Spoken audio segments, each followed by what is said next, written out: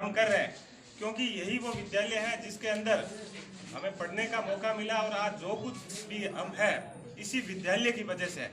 तो मैं बहुत बहुत धन्यवाद इस विद्यालय परिवार को करता हूं कि विद्यालय परिवार ने मुझे यहाँ पर आमंत्रित किया, यहाँ पर बोलने का मौका दिया और आप नन्हे मुन्ने बच्चों, भाइयों और बहनों से रूबरू होने का है वो मौका दिया। तो मैं आपसे सिर्फ छोटी सी 2-3 बातें करूँगा और इतना ही निवेदन करना चाहूँगा कि एक बात हमेशा अपने दिमाग में रखना कि इस दुनिया के अंदर पढ़ाई से अच्छी कोई चीज़ नहीं है। आज आपको कुछ भी अच्छा लगे लेकिन पढ़ाई से अच्छा कुछ भी नहीं है।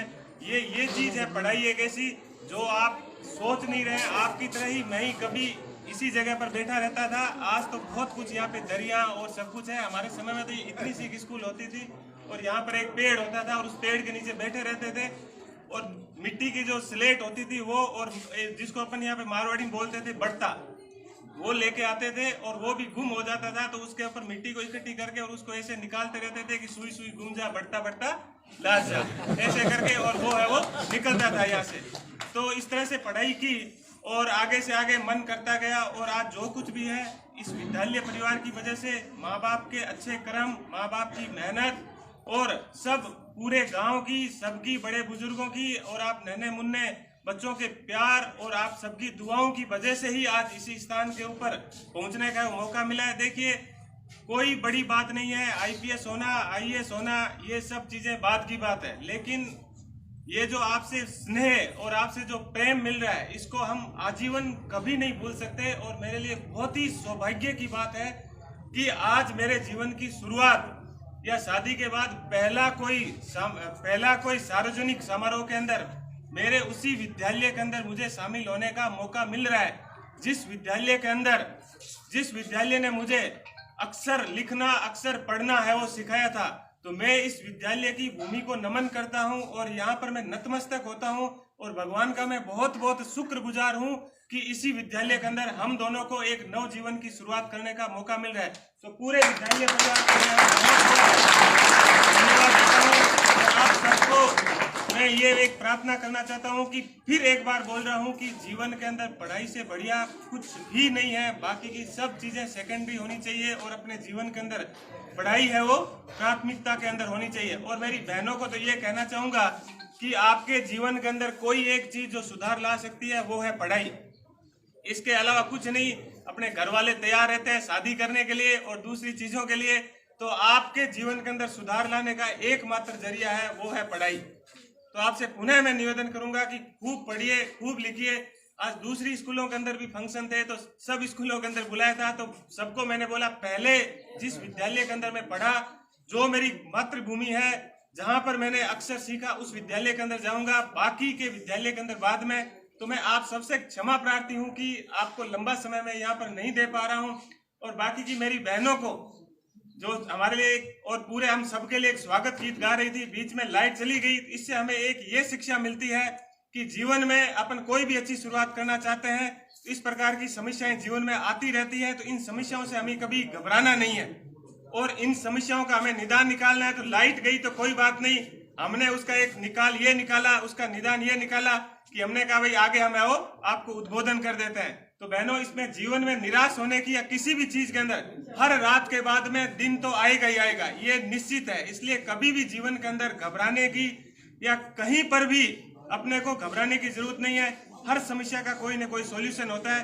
तो पुनः एक बार मैं आपको कहूंगा कि आपका बहुत बहुत धन्यवाद और पूरे विद्यालय परिवार को बहुत बहुत धन्यवाद कि आपने हमें इतना सम्मान दिया। इस सम्मान के लिए हम आपके जिंदगी भर आभारी रहेंगे। धन्यवाद। नहीं बोलूँगा, 2-4 चीज़ें जो हमेशा मैं हर जगह बोलता हूँ वो यही बोलूँगा कि ये एक धार्मिक प्रोग्राम है। तो सबसे इम्पोर्टेंट बात यह है कि वर्तमान में अपना जो समाज है और अपना जो क्षेत्र है, यहाँ पर नशे की प्रवृत्ति बहुत बढ़ रही है। हमें नशे से दूर रहना है और यही सफल जीवन की कुंजी है। यदि हम नशे के अंदर फंस गए तो आगे निकलना बहुत ही मुश्किल है। तो नशे से दूर रहना है। और दूसरी सबसे इम्पोर्टेंट बात है पढ़ाई। अपने जीवन में परिवर्तन लाने के लिए कोई एक चीज है जो अपने जीवन में परिवर्तन ला सकती है, वो है पढ़ाई, स्टडी। पढ़ाई के अलावा अपने जीवन के अंदर ऐसी कोई चीज नहीं है जो अपने जीवन के अंदर परिवर्तन ला सकती है। तो अपने बच्चों की पढ़ाई के ऊपर विशेष रूप से ध्यान दें। उनमें बेटा और बेटी का भी फर्क मत कीजिए। उसके ऊपर आप जितना जोर दे सकते हो। आपकी सबसे बड़ी संपत्ति आपके बच्चे हैं। आपके बच्चे यदि पढ़ लिख कर सफल हो गए तो आपका आधा जीवन वैसे ही सफल हो गया। कहते हैं ना कि आदमी को स्वर्ग मिल जाना, तो इसी जीवन के अंदर ही आपको आधा स्वर्ग की प्राप्ति तो यही हो गई। आपको सुकून मिलेगा कि आपके बच्चे हैं वो सफल। तो हमें सबसे ज़्यादा जोर अपने बच्चों की पढ़ाई के ऊपर देना है। उनका ध्यान रखना है कि वो कहाँ उठते हैं, कहाँ बैठते हैं, उनकी संगति क्या है, वो किसके साथ रहते हैं, कहाँ जाते हैं, रात को लेट घर आता है तो लेट क्यों आता है, टाइम से घर क्यों नहीं आता है। हमें उनसे पूछना होगा, पता करना होगा। हमें ये बात अपने दिमाग में नहीं रखनी होगी कि अपन अकेले फिर रही है वो हमारी फिर वो करे माने क्या हमारी तो आधी कट गई, थोड़ी सी और है। आपकी कट गई आदि, वो आपकी जवान शरीर था कट गई। आगे आने वाला समय आपका बुढ़ापा होगा, उसमें यदि वो आपका सहारा नहीं बना तो आपकी आगे आधे वाली आधी जो उम्र है कटने की वो बहुत मुश्किल है। तो अपने बच्चों के ऊपर आप विशेष रूप से ध्यान दीजिए। आपके बच्चे यदि सफल हो गए तो आपका जीवन सफल है। तो और बच्चे आपके तब सफल होंगे जब आप भी उनकी पढ़ाई के ऊपर आप विशेष रूप से ध्यान दोगे। मैं आज यहाँ तक पहुंचा हूं तो उसके पीछे सबसे बड़ा कारण यही है कि भले ही मेरे माँ बाप औपचारिक शिक्षा नहीं ली, उन्होंने वो स्कूल नहीं गए होंगे, लेकिन व्यवहारिक शिक्षा उनको इतनी थी कि हमारे बच्चे पढ़े लिखे हुए होने चाहिए। इसलिए कहाँ उठता है, कहाँ बैठता है, उठता है तो कितने बजे उठता है, टाइम से उठता है नहीं उठता है, शाम को कितने बजे घर आता है, इन सब चीज़ों का वो ख्याल रखते थे। तो ये कोई आईपीएस बना उसमें कोई बड़ी बात नहीं है, उसके पीछे परिवार वालों का या इन सब का एक बहुत बड़ा तप था। टीवी नहीं थी घर के अंदर। आज भी शायद मुझे ऐसा लगता है कि 2-3 साल पहले ही घर में टीवी लगाई होगी, अभी भी उसका कोई रिचार्ज नहीं करवाता। तो ये इस प्रकार का त्याग अपने को है वो करना पड़ता है। वर्तमान समय में अपन ये नहीं कह सकते कि अपना मोबाइल के बिना काम चल जाएगा, टीवी के बिना काम चल जाएगा, इन चीज़ों के बिना अपना काम नहीं चलता है। लेकिन उनका सकारात्मक या उनका अच्छा उपयोग अपन कैसे कर सकते हैं, उनका बहुत ही अच्छा अपन उपयोग कर सकते हैं। तो उन चीज़ों के ऊपर अपने को विशेष रूप से वो ध्यान देना होगा। और यदि आपने बच्चों की पढ़ाई के ऊपर ध्यान दिया, ये सब चीज़ें हुई, तो आपका मान सम्मान बढ़ेगा, आपको रात की नींद अच्छे से आएगी। और बहनों को तो मैं यही कहना चाहूँगा कि आपके जीवन में तो परिवर्तन का एकमात्र जो साधन है वो पढ़ाई है।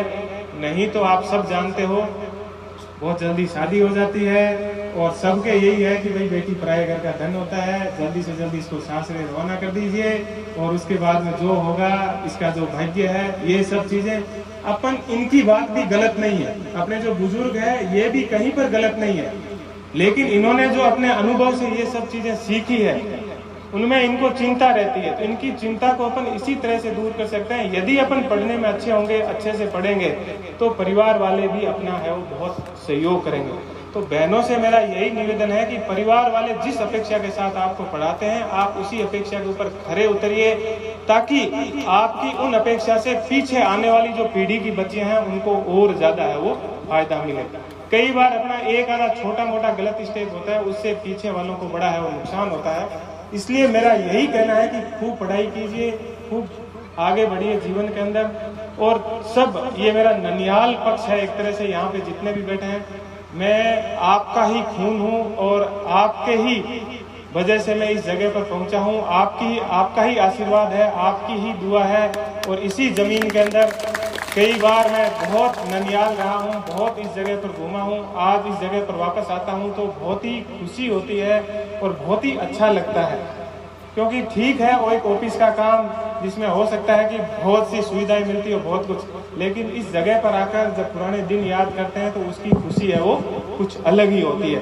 तो बहुत ही ज़्यादा आज है वो खुशी मिल रही है और बहुत ही सौभाग्य है कि एक गृहस्थ जीवन में प्रवेश करने के बाद में इस तरह से या तो कहीं पर स्कूल जाने का मौका मिल रहा है या किसी सत्संग में आने का मौका मिल रहा है और मेरे रिश्तेदारों से मिलने का मौका मिल रहा है। तो मैं सोचता हूँ कि ईश्वर ने मुझे बहुत ही ज़्यादा भाग्यवान बनाया है और ईश्वर की बहुत ही ज़्यादा कृपा है, हमेशा रही है कि इस तरह से आप सब लोगों का मान सम्मान आप जो लोग देते हो, मैं बहुत ही अपने आप को भाग्यशाली समझता हूँ और ईश्वर को बारंबार प्रणाम करता हूँ कि हे ईश्वर कभी और गलती ना करूं। ईश्वर मनुष्य है, गलती के पुतले हैं, खूब गलतियां करते रहते हैं, लेकिन कोशिश करते हैं कि हमेशा है उस सद्मार्ग पर चलें और खूब कोशिश करें कि आप लोगों का कितना सहयोग कर सकता हूँ, जितना सहयोग कर सकता हूँ, जितना अच्छा कर सकता हूँ कोशिश करूँ। और जीवन के अंदर कभी आपको लगे कि मैं सही रास्ते पर नहीं हूँ, तो आप सबको अधिकार है कि ये रास्ता गलत है और ये रास्ता सही है, आप इस रास्ते के ऊपर है वो चलिए। पुनः मैं आप सब लोगों का टाइम नहीं लूंगा, आप सुबह से यहाँ पर बैठे हो। पुनः आप सबका बहुत बहुत धन्यवाद और गुरुदेव आपको नमन प्रणाम। और मैं चाहता हूँ कि एक बार सब है जोर से गुरु जम्बेश्वर भगवान की जय बोलेंगे। बोले श्री गुरु जम्बेश्वर भगवान की जय। धन्यवाद।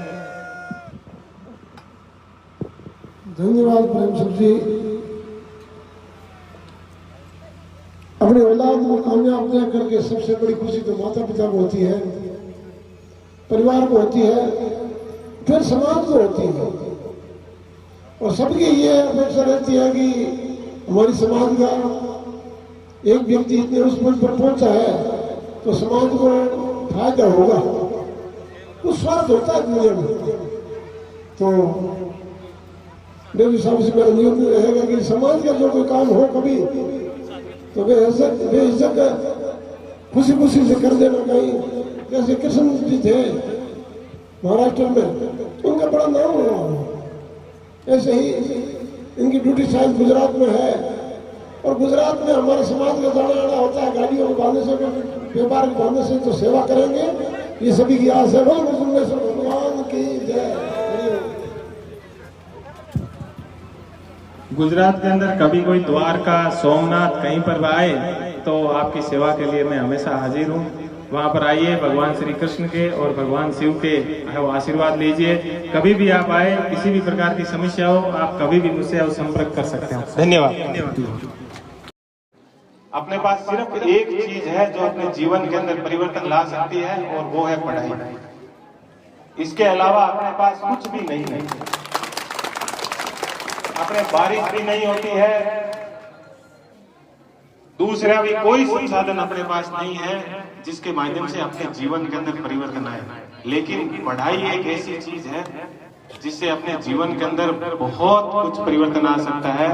मैं भी आपकी तरह का ही विद्यार्थी था। जब यूपीएससी का इंटरव्यू देने गया या जब आईपीएस की ट्रेनिंग के अंदर थे, तो वहां पर बड़ा ऐसा लगता था कि यहाँ पर पहुंच कैसे गए। कोई साथ में ऑक्सफोर्ड में पढ़ा हुआ, कोई हार्वर्ड के अंदर पढ़ा हुआ, लेकिन बाद में पता चला कि अपन कहीं पर भी कम नहीं है किसी से। इसलिए मैं आपको कहना चाहूंगा कि अपने पास सिर्फ और सिर्फ एक जरिया है अपने जीवन के अंदर परिवर्तन लाने का, और वो है पढ़ाई। और हमें अपने जीवन के अंदर सब कुछ छोड़कर अपना सब कुछ पढ़ाई के अंदर झोंक देना चाहिए। दूसरी बात, यहाँ पर जो पेरेंट्स पधारे हुए हैं, जो माता पिता पधारे हुए हैं, जो बड़े बुजुर्ग पधारे हुए हैं, उनसे मैं एक निवेदन करना चाहूंगा कि अपन लोग अपने दिमाग में ये होता है, अपन अपने बच्चों के ऊपर ध्यान नहीं देते हैं। गांव में तो आजकल फिर भी परिवर्तन आया, पहले तो अपने बच्चों से माँ बाप या कोई दूसरा बात भी नहीं करता था। अब थोड़ा थोड़ा परिवर्तन आया है कि बच्चों से बातचीत है वो करने लगे हैं। और नॉर्मली अपन एक बात बोलते हैं, बच्चों को कभी समझाते नहीं है। मारो पेलियो पढ़ी तो हुक पाए, न पढ़ी तो दुख पाए। हो सकता है कि अभी तक अपना जीवन कट गया हो, लेकिन आगे आने वाला जो समय है उसके अंदर यदि आपका बच्चा सफल नहीं है तो शायद आप भी सुखी नहीं रह पाओगे। ये पक्का। आप किसी के भी परिवार के अंदर देख लीजिए कि बच्चे सफल नहीं है, कहीं गलत रास्ते में फंस जाते हैं, तो सबसे ज्यादा परेशान उनके परिवार वाले, उनके घर वाले, उनके माँ बाप, उनके भाई बहन, उनकी पत्नी, उनके बच्चे, वही सब परेशान होते हैं। तो ये मत कहिएगा कि मारो के लिए, सब कुछ आपका ही लेंगे। इसलिए जितना हो सके आप अपने बच्चे को ख्याल रखिए, वो कहाँ उठता है, कहाँ बैठता है, किसके साथ घूमता है, कहाँ जाता है, क्या करता है, क्या नहीं करता है। आप स्कूल के अंदर जो अध्यापक हैं उनसे संपर्क कीजिए, भाई हमारे बच्चे की क्या कंडीशन है, पढ़ाई में कमजोर है तो क्यों कमजोर है, जरूरी नहीं है कि हर आदमी आईएएस बने, आईपीएस बने, सरकारी नौकरी लगे, लेकिन कम से कम अच्छा पढ़ लिख तो सकता है, दूसरा कोई काम भी कर लेगा। वो जब दूसरा काम करेगा, कुछ भी करेगा, तो आप घर पर आराम से सुकून से बैठ नहीं सकते। तो मेरा यही निवेदन है कि आप गांव में ग्वाड़ में भी बैठा रहा, पूरा दिन निकालता ऊँली मूली करने के मैं तो के लागे आप डेली नहीं तो 5-7 दिन में भी आपके बच्चे ने यदि आप 5-10 मिनट को टाइम दे दा तो हो सके कि वो बहुत में परिवर्तन आ जाए। और मैं आपको पुनः कहना चाहूंगा कि आपकी सबसे बड़ी संपत्ति आपके बच्चे हैं, और इस संपत्ति को यदि आप खोते हो तो सब कुछ आप खो देते हो। भले ही आपके पास कितनी जमीन हो, आपके पास कितना ही पैसा हो, वो कोई मायने नहीं रखता है यदि आपके बच्चे सफल नहीं है। इसलिए पुनः मेरा निवेदन है, सब चीजें छोड़कर अपने बच्चों के ऊपर विशेष रूप से ध्यान दें। दूसरी तरफ जो मेरी बहनें बैठी है, उनसे मैं ये निवेदन करना चाहूंगा कि अपना जो समाज है वो पुरुष प्रधान समाज है, और जिसमें महिलाओं को हमेशा दोयम दर्जे का नागरिक समझा जाता है, और सामान्यतः उनसे यही अपेक्षा की जाती है घर परिवार चूल्हे चौके का काम करें। तो वो अपने जीवन के अंदर सकारात्मक परिवर्तन लाने के लिए, या नॉर्मली ये माना जाता है अच्छी बहू भी उसी को माना जाता है जो घर के अंदर पशुओं का गोबर डाल दे और कर दे। तो अपने को गोबर से छुटकारा पाने का एक ही जरिया है, वो है पढ़ाई। यदि आप पढ़ाई करोगे, नौकरी लगोगे, तो ये सब चीजें आपके लिए पीछे छूट जाएगी। आपके घर परिवार वाले भी बहुत खुश होंगे। इस मामले में कई बार अपना बुजुर्गों से संघर्ष होता है, तो मैं आपसे यही कहना चाहूंगा, अपने बड़े बुजुर्ग माँ बाप उनसे कभी झगड़िए मत। कोई भी अपनी बात उनसे कहनी है तो प्रेम से उनसे कहिए। मुझे लगता है कि उनका अनुभव बहुत लंबा होता है, और यदि प्रेम से आप उनसे कोई भी बात कहोगे तो आपकी बात वो जरूर मानेंगे। तो कभी भी अपने माँ बाप से, अपने बड़े बुजुर्गों से कभी किसी भी बात को लेकर विवाद मत कीजिए, गुस्सा मत होइए। जितना ज्यादा हो सके उतना ज्यादा आप विनम्र रहिए, और विनम्रता के अंदर ही सब कुछ है। तो पुनः आप सब लोगों के मैं उज्जवल भविष्य की शुभकामनाएं करते हुए पुनः यहाँ पर बैठे हुए बड़े बुजुर्गों को मैं बहुत बहुत धन्यवाद देता हूँ कि आप सबने यहाँ पर बुलाया, मान सम्मान दिया, उसके लिए आपका बहुत बहुत धन्यवाद। और मेरे नन्हे मुन्ने जो भाई और बहन हैं, उनके मैं उज्जवल भविष्य की शुभकामना करता हूं, और पांचों की इस पवित्र भूमि की, इस पवित्र स्कूल को मैं पुनः नमन करता हूं कि मुझे भी इसी स्कूल के अंदर पहले आने का मौका मिला, यहाँ पर काम करने का मौका मिला। तो ये मेरे लिए जगह बहुत ही पवित्र है। इसके लिए मैं बहुत बहुत पांचों के समस्त ग्रामवासियों को धन्यवाद देता हूँ। और मैं चाहता हूँ कि आप सब लोग खूब आगे बढ़े, जीवन के अंदर खूब अपना नाम रोशन करें। मैं क्षमा प्रार्थी हूँ कि आप सबको, आपका पूरा कार्यक्रम मैं नहीं देख पाऊंगा, अभी मुझे हजवाला जाना है इसलिए, लेकिन आपसे मिलकर मुझे बहुत ही खुशी हुई। थोड़ा सा मैं बता देता हूँ कि मैं 2016 बैच का डायरेक्ट आईपीएस ऑफिसर हूँ, और वर्तमान में डीसीपी जोन 7 अहमदाबाद के अंदर है पोस्टेड हूँ। और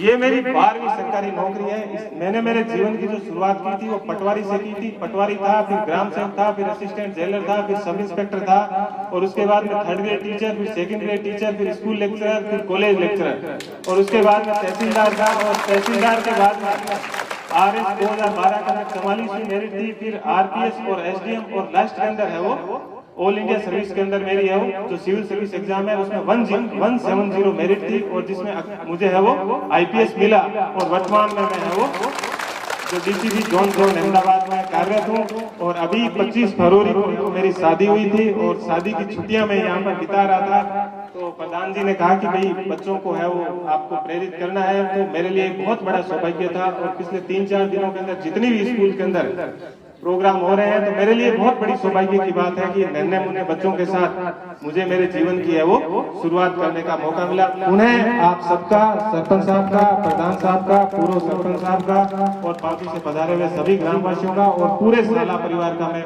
बहुत बहुत आभार व्यक्त करता हूँ। धन्यवाद।